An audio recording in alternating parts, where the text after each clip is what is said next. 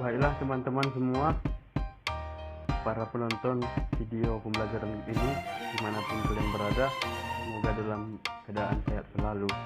Nah, teman-teman sendiri sudah ketahui bahwa kami ini adalah kelompok 4 pada mata kuliah manajemen agribisnis, yang dimana kami terdiri dari Cindy Indriati, Fitriani, Nika Cingli Panjaitan, Putri Nursihotang, dan Sariangun Barasa. Di video pembelajaran kali ini, kami akan membahas tentang kewirausahaan dalam agribisnis. Nah, sebelum kita masuk ke dalam pembahasan ke-9 dari pembahasan yang ada dalam video ini, kita terlebih dahulu harus mengetahui apa itu kewirausahaan. Nah, kewirausahaan adalah proses mengidentifikasi, mengembangkan, dan membawa visi ke dalam kehidupan. Visi tersebut bisa berupa ide inovatif, peluang, cara yang lebih baik dalam menjalankan sesuatu. Nah, kemudian hasil akhir dari proses tersebut adalah penciptaan usaha baru yang dibentuk pada kondisi risiko atau ketidakpastian. Nah, sejarah wirausaha ini secara historis sudah dikenal sejak diperkenalkan oleh Richard Castillon pada tahun 1755 di luar negeri. Istilah kewirausahaan telah dikenal sejak abad ke-16, sedangkan di Indonesia baru dikenal pada akhir abad 20. Beberapa istilah wirausaha seperti di Belanda dikenal dengan Ondernemer, di Jerman dikenal dengan Unternehmer. Pendidikan kewirausahaan mulai dirintis sejak 1950-an di beberapa negara seperti Eropa, Amerika, dan Kanada. Bahkan sejak 1970-an, banyak universitas yang mengajarkan kewirausahaan atau manajemen usaha kecil. Kemudian pada tahun 1980-an, hampir 500 sekolah di Amerika Serikat memberikan pendidikan kewirausahaan di Indonesia.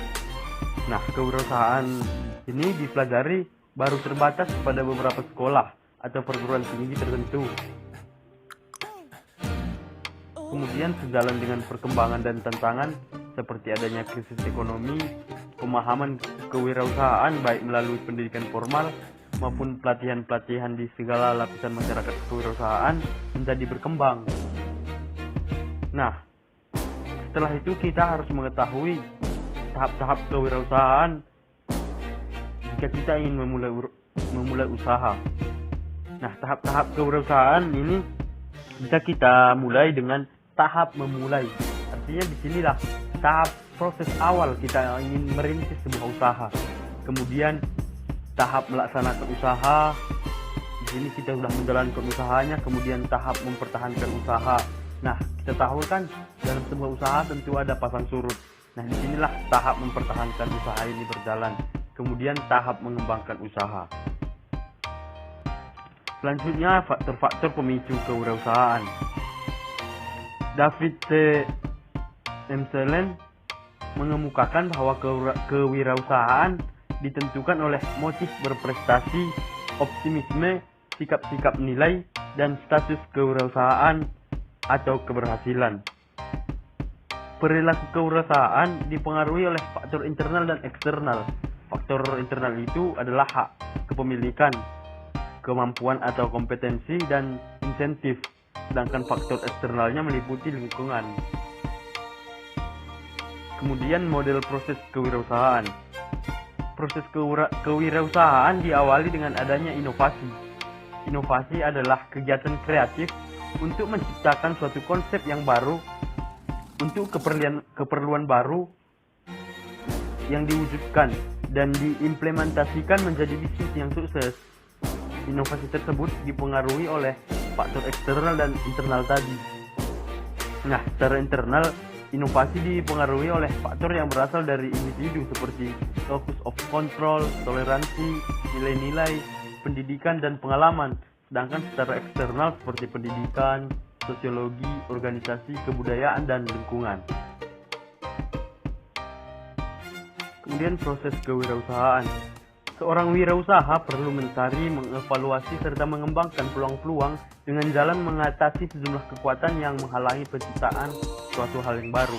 Nah, proses aktual itu sendiri memiliki 4 fase, yaitu yang pertama identifikasi dan evaluasi peluang yang ada, kemudian kembangkan rencana bisnis, kemudian sumber-sumber daya yang ada diperlukan, kemudian laksanakan manajemen usaha tersebut. Sedangkan ciri-ciri penting tahap permulaan dalam pertumbuhan kewirausahaan itu yang pertama proses imitasi dan duplikasi, kemudian proses duplikasi dan pengembangan, yang selanjutnya diakhiri dengan proses penciptaan atau disebut proses inovasi atau kreasi.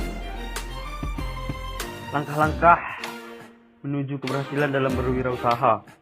Nah, untuk menjadi wirausaha yang sukses, pertama-tama harus memiliki ide atau visi bisnis yang jelas. Kemudian ada kemauan dan keberanian untuk menghadapi risiko, baik waktu maupun uang. Nah, apabila ada kesiapan dalam menghadapi risiko, langkah berikutnya adalah membuat perencanaan usaha, mengorganisasikan dan menjalankannya. Nah, agar usaha berhasil, selain harus kerja keras sesuai urgensinya, wirausaha harus mampu mengembangkan hubungan baik dengan mitra usaha maupun dengan semua pihak yang terkait dengan kepentingan perusahaan.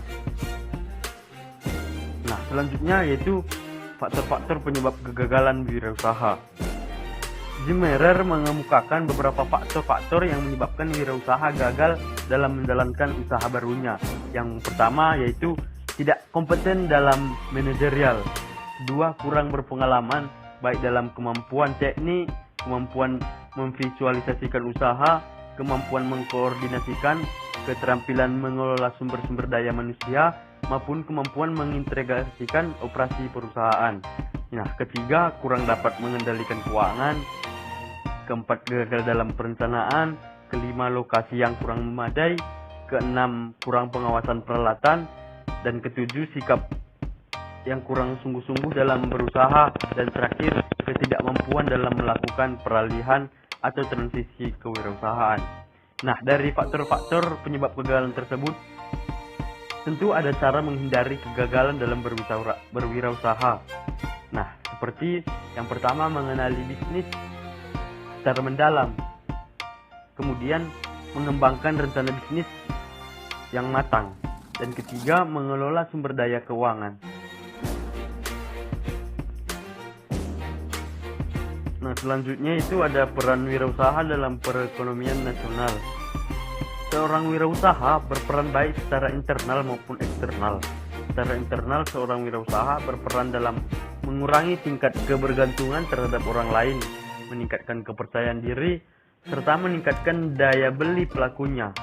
Sedangkan secara eksternal, seorang wirausaha berperan dalam menyediakan lapangan kerja bagi para pencari kerja. Dengan terserapnya tenaga kerja oleh kesempatan kerja yang disediakan oleh seorang wirausaha, maka tingkat pengangguran secara nasional bisa menjadi berkurang. Selanjutnya yaitu tim wirausaha.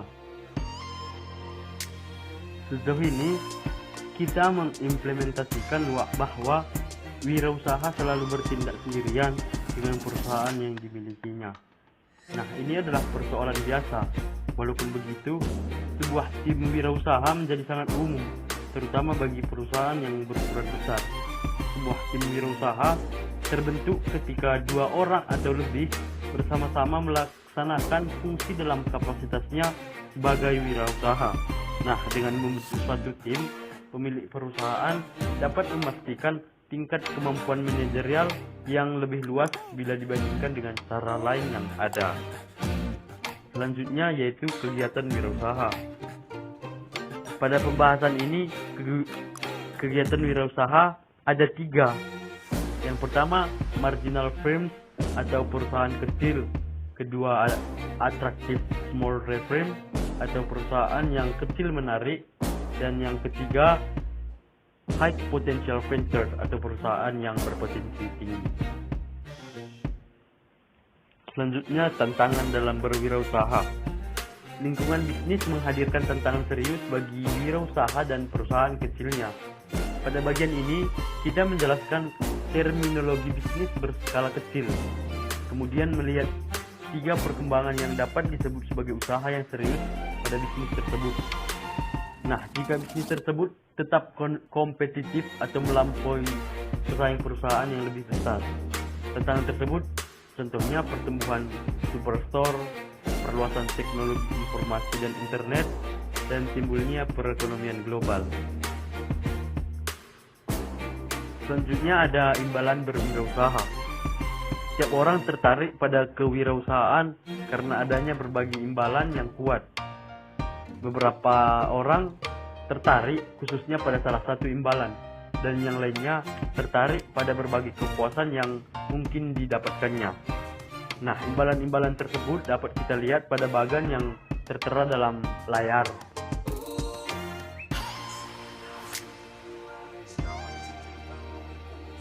Nah, mungkin sekian video pembelajaran kami.